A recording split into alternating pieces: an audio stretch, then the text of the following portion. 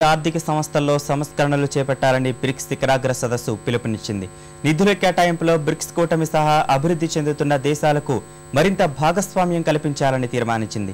Bricks bank ఏర్పాటు ప్రతిపాదనను స్వాగతించిన ప్రపంచ బ్యాంకు కలిసి పనిచేయడానికి సిద్ధంగా ఉన్నామని ప్రకటించింది.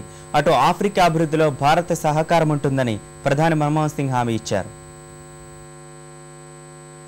నిధుల కేటాయింపులో పశ్చిమ దేశాలకే ఎక్కువ ప్రాధాన్యం ఇస్తున్నాయని ఆరోపణలు ఎదుర్కొంటున్న అంతర్జాతీయ ఆర్థిక సంస్థల్లో వెంటనే సంస్కరణలు చేపట్టాలని బ్రిక్స్ శిఖరాగ్ర సదస్సు పిలుపునిచ్చింది. అంతర్జాతీయ ద్రవ్యనిధి IMF లో సంస్కరణలు నత్తనడకన సాగడంపై బ్రిక్స్ కూటమి ఆందోళన వ్యక్తం చేసింది. IMF కు సంబంధించి 2010లో ఆమోదించిన పరిపాలన కోటా సంస్కరణల్ని వెంటనే అమలు చేయాలని సూచించాయి.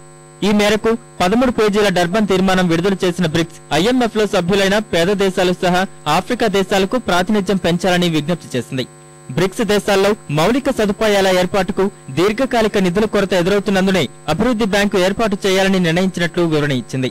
ఈ బ్యాంకు ద్వారా బ్రిక్స్ సహా ఇతర అభివృద్ధి చెందుతున్న దేశాలకు సహాయం చేస్తామని డర్బన్ తీర్మానంలో పేర్కొంది.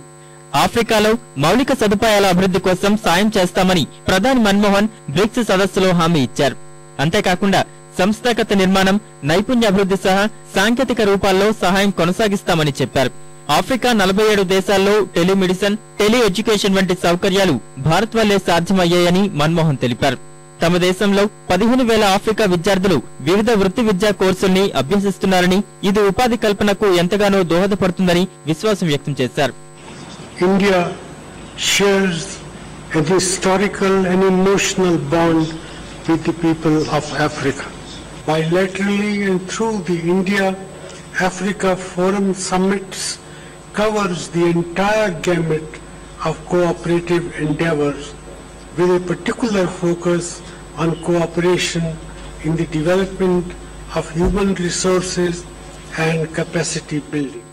అభివృద్ధి బ్యాంకు ఏర్పాటు చేయాలని బ్రిక్స్ శిఖరాగ్ర సదస్సు నిర్ణయించడాన్ని ప్రపంచ బ్యాంకు స్వాగతించింది. బ్రిక్స్ బ్యాంకుతో పనిచేయడానికి సిద్ధంగా ఉన్నామని ప్రకటించింది. ప్రపంచ ఆర్థికాభివృద్ధి కోసం ఈ నిర్ణయం ఉపకరిస్తుందని అభిప్రాయపడింది. బ్యాంకు నిర్వహణలో తమ అనుభవాల్ని నూతన బ్యాంకుతో పంచుకుంటామని వెల్లడించింది.